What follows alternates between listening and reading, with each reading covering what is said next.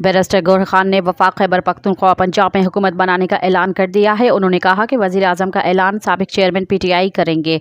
उनका कहना था कि तहरीक इंसाफ की इस फतह को गुलामी नामंजूर के नाम से मंसूब करते हैं, मखसूस नशिस्तों के हसूल के लिए किसी पार्टी में शामिल हो सकते हैं। प्रेस कॉन्फ्रेंस करते हुए बैरिस्टर गौहर खान का कहना था कि जिसके पास 50 सीटों की अक्सरियत नहीं, वो हुकूमत बनाने का बयान देते हैं। वफाक में तहरीक इंसाफ हुकूमत बनाएगी, नून लीग के ऐलानात की मजम्मत और उन्हें मुस्तरद करते हैं। उनका कहना था कि अवाम की आवाज़ को दबाना मुल्क और मईशत बर्दाश्त नहीं कर सकेगी।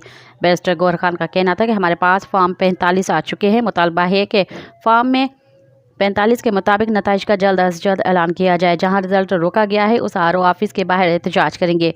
कारकुनों से गुजारिश है कि एहतजाजी हक है, लेकिन ये पुरअमन होना चाहिए। आज रात 12 बजे तक नताइज का ऐलान नहीं होता तो कल एहतजाज करेंगे। मज़ीद ख़बरनि ऐं तफ़सीलात लाइ विज़िट कयो असांजी वेबसाइट www.awamiNewsHD.com ऐं ॾिसंदा रहो अवामी न्यूज़ HD।